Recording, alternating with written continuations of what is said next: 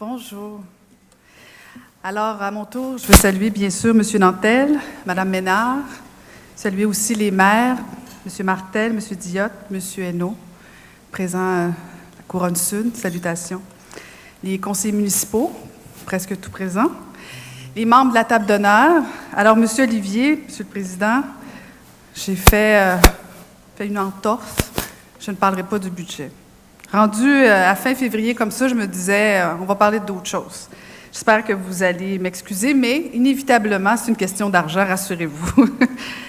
Rappelez-vous, l'an dernier, je vous ai dit, je veux qu'on se parle de Longueuil version 3.0. Vous en souvenez tous, j'espère.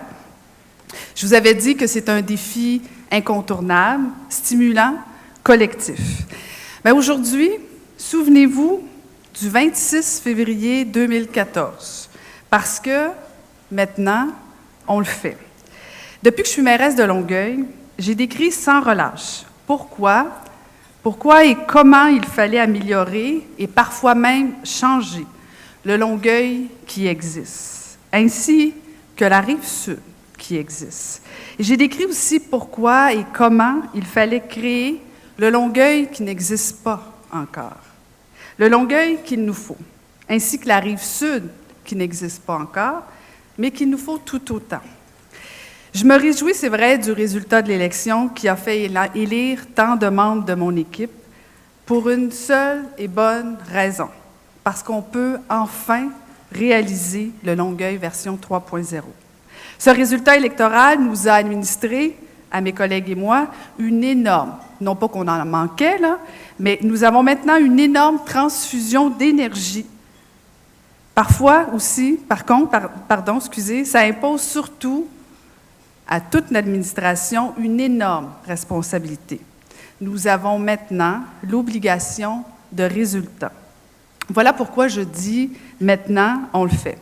Je ne dis pas, vous remarquerez certainement, je ne dis pas « je le fais ». Non, je dis « on le fait ». Car j'ai la ferme intention de vous rallier tous à la démarche. De vous rallier, mais aussi, j'espère très certainement, vous emballer. Car les 4 projets que je veux vous entretenir aujourd'hui sont structurants, sont régionaux, ils sont rive-sudois, ils sont à vous tous, à condition que vous vous appropriez tous, que vous vous les appropriez tous. Car notre croissance économique est étroitement reliée à la réalisation de ces 4 projets. Alors maintenant, passons au vif du sujet. Voici ces 4 projets. Le développement de la place Charlemagne, la reprise de possession de nos berges avec le projet Longue-Rive, le redéveloppement du secteur Roland-Terrien et, comme le dit votre président, l'implantation ici d'un complexe scientifique et industriel intégré dédié à la filière de l'électrification des transports. Tout ça, ça peut vous sembler très loin, peut-être même impossible, mais avouez que depuis 2009, les sceptiques auront été confondus. Et en plus, je vous annonce que ces projets sont déjà commencés. Les résidents voisins du nouveau quartier Roland-Terrien ont vu les premières images du projet que je vous présenterai tantôt. La place Charlemagne change à vue d'œil avec sa nouvelle esplanade, son atrium moderne, les nouveaux immeubles, dont la tour de 65 millions de la SSQ et les 2 tours d'habitation de bureaux avec le projet Triovers. Et le projet Longue-Rive s'amorce avec la planification du territoire avec notre partenaire, la Société immobilière du Canada. Et récemment, j'ai rencontré la première ministre du Québec à son bureau pour lui dire comment l'agglomération de Longueuil est l'endroit idéal pour installer le nouvel Institut du transport électrique. Avec ces 4 grands projets, on a du pain sur la planche pour les 20 prochaines années. Alors, commençons maintenant. Commençons par la place Charlemagne. Elle est le premier TOD au Québec. On était déjà précurseurs. On sort de l'appartement, on franchit une passerelle et hop, on est dans le métro. Mais en 2014, il faut aller plus loin et en faire un milieu de vie à l'échelle humaine. Il faut une identité nouvelle, une identité partagée avec son milieu. En 2 mots, il faut parvenir à ce qu'il soit possible un jour de se dire si on allait faire un tour ce soir à la place Charlemagne. Bon, c'est peut-être pas ce soir, mais éventuellement on le pourra. Parce qu'on agit maintenant. Parce que la place Charlemagne est déjà un quartier du savoir avec le campus de l'Université de Sherbrooke. Et surtout, parce qu'elle deviendra un quartier culturel avec son futur complexe culturel, un projet de 53 millions de dollars. Le gouvernement du Québec vient d'ailleurs de nous confirmer son financement de 20 millions de dollars, qui s'ajoute aux 20 millions de dollars déjà promis par la Ville de Longueuil. Voilà une belle victoire collective. Preuve, oui, absolument.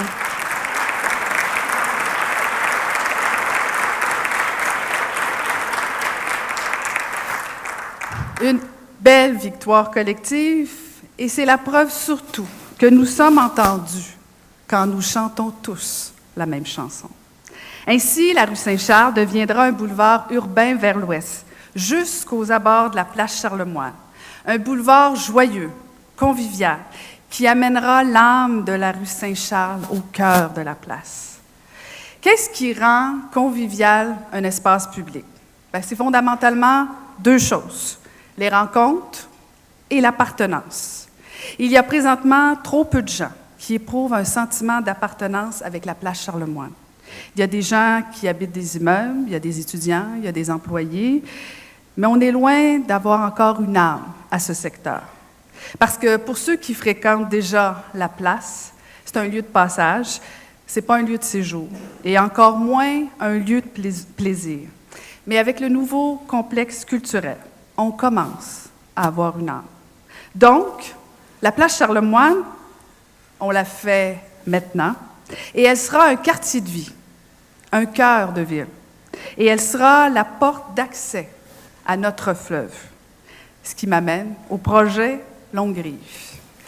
Quand on est Longueuillois, et si on est en visite à Longueuil, est-ce que la fréquentation des berges est en haut de la liste des plaisirs disponibles présentement?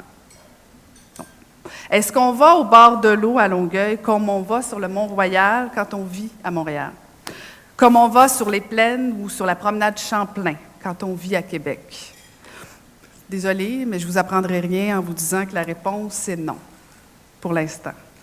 Oui, c'est vrai, on a fait beaucoup depuis une trentaine d'années, mais il faut en faire un peu plus, pour en faire un haut lieu de fréquentation du plus beau fleuve du monde, pour que les berges aient une âme.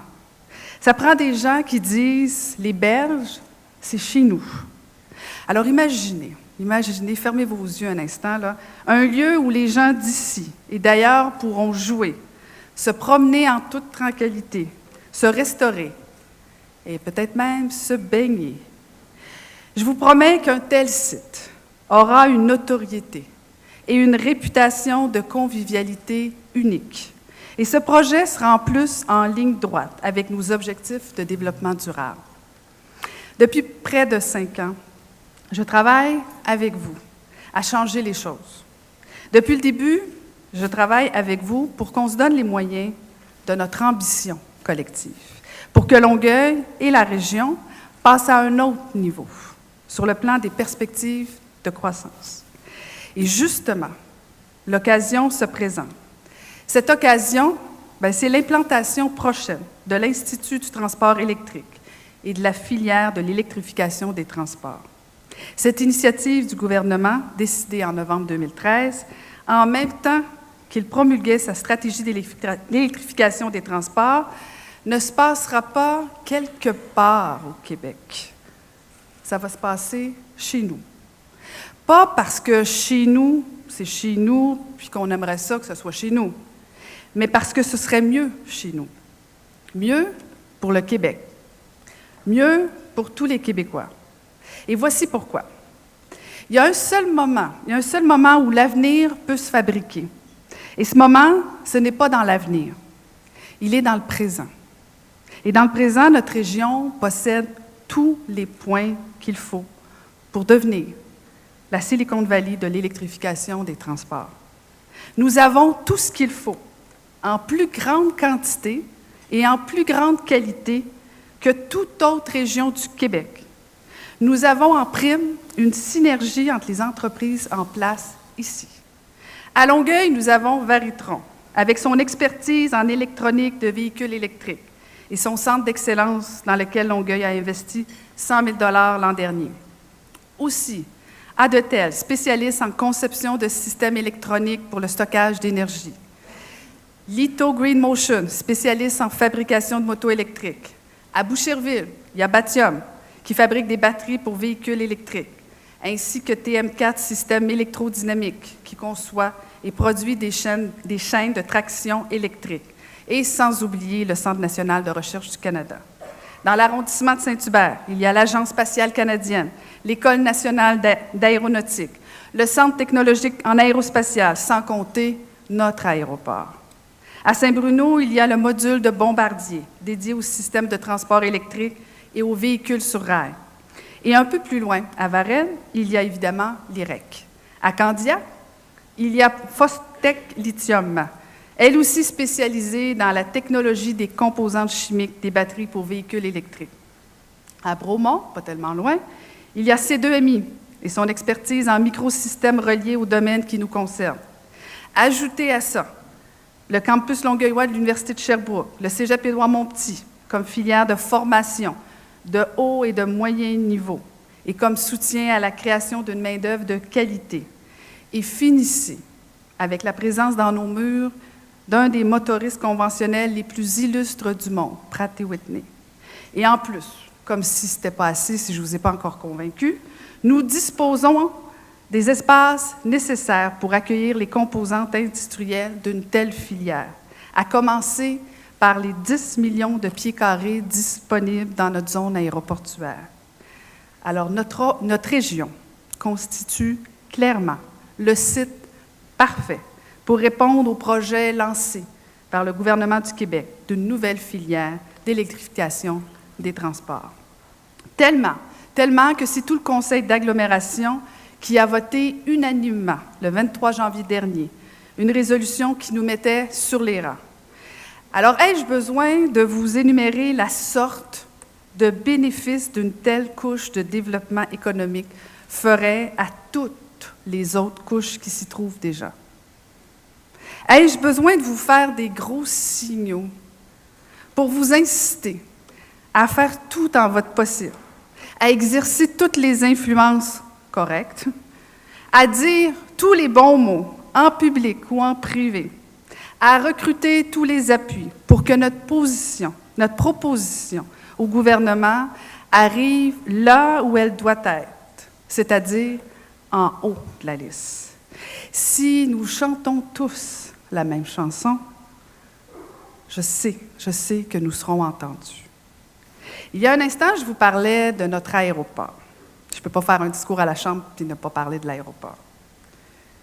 Je suis déjà venue ici en parler, dans la foulée de l'étude sur son vaste potentiel menée par Sécor. Je vous ai dit que si on prenait les choses en main, on passerait d'un problème de nuisance sonore à un outil de développement économique. Alors, j'ai obtenu du gouvernement du Québec l'engagement de procéder à la première étape de la municipalisation de l'aéroport de Saint-Hubert. Un amendement législatif sera présenté dès la reprise des travaux parlementaires, parce que votre président a annoncé qu'il y aurait des élections. Mais c'est des choses que je ne sais pas. Alors, il y aura un amendement législatif dès la reprise des travaux pour transférer cette compétence de l'agglomération à la ville de Longueuil. Je veux d'ailleurs remercier les maires de l'agglomération et les députés ministres de la région. Il reste bien sûr beaucoup d'étapes encore à franchir. On va les franchir une à une. Parfois, je peux être patient. Pour qu'avec nos partenaires d'affaires du secteur aéronautique, on donne un nouvel essor à notre aéroport. Il faut tout d'abord réparer les pistes. Ensuite, doter l'aéroport d'une aérogare moderne. Et c'est ce qui m'amène au 4e projet, le redéveloppement du secteur Roland-Terrien. Le secteur est disons-le franchement, un peu en déclin. Il est sous-utilisé, mal utilisé. Nous estimons aujourd'hui qu'il vaut mieux repartir à zéro, qu'il vaut mieux redévelopper, qu'il vaut mieux faire renaître le secteur.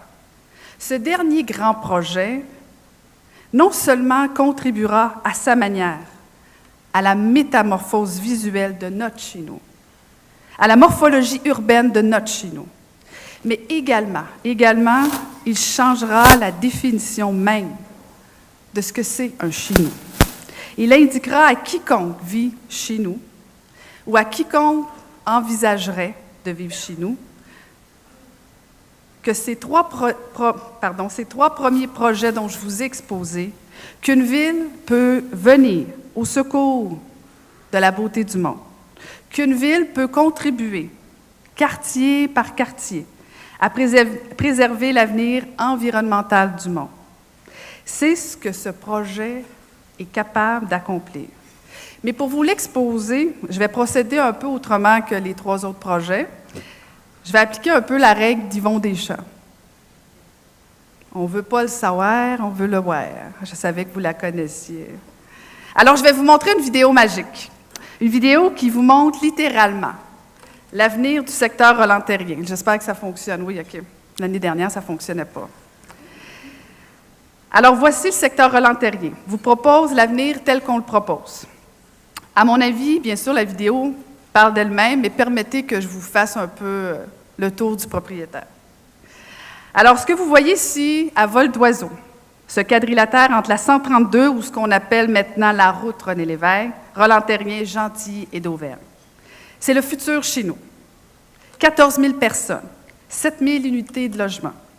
On parle beaucoup de Griffintown, mais bientôt, on parlera aussi de Longueuil. Devant chez eux, ils auront non pas une rue, mais un gigantesque parc, un corridor végétal long de 1000 pieds, 5 terrains de football pour ceux à qui ça parle. Ces 14 000 personnes, par le moyen d'un parc suspendu autrement plus convivial que les traverses que nous connaissons maintenant, franchiront la barrière de l'autoroute. Ils passeront tous en souplesse de leur chez nous au bord de l'eau, comme si le bord de l'eau était une extension de leur chez nous.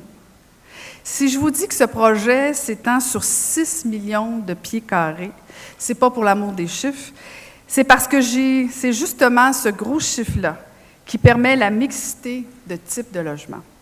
Parce que le gros chiffre permet aussi l'autonomie du quartier, la rentabilité des commerces, donc la création de 4 000 emplois. Ce que je veux que vous reteniez de tout ça, c'est que bien sûr, c'est beau, c'est magnifique, c'est surtout humain. Ça représente une nouvelle manière de vivre à Longueuil. Et surtout une nouvelle manière de vivre à Longueuil. Pardon, des problèmes de yeux. On est quasiment en train de bâtir Longueuil une 2e fois. Alors aujourd'hui, j'ai voulu vous faire rêver un peu. Car la réalité, quand on y pense, ça s'appelle réalité seulement une fois qu'elle existe. Parce qu'avant d'exister, ça s'appelle le rêve. On a aussi rêvé des Jeux du Québec. C'est chose faite. Nous aurons la 49e finale des Jeux du Québec chez nous. 3 700 athlètes de 19 régions, dans 19 disciplines, 1 500 officiels, 4 500 bénévoles, 100 000 spectateurs attendus. Tous ici, du 1er au 9 août prochain, des retombées de plusieurs millions de dollars, du rêve à la réalité. Alors, conclusion. Le vrai réalisme, ça commence nécessairement par le rêve. Parce que sans le rêve, aucune réalité ne voit le jour. Et ce sont ceux qui ne rêvent pas, qui ne sont pas vraiment réalistes. Parce qu'ils ne font arriver aucune réalité. Alors, soyons réalistes, rêvons, mais rêvons en commun. Rêvons en commun devant ce rêve commun. Disons-nous tous ensemble. Maintenant, on le fait. Merci.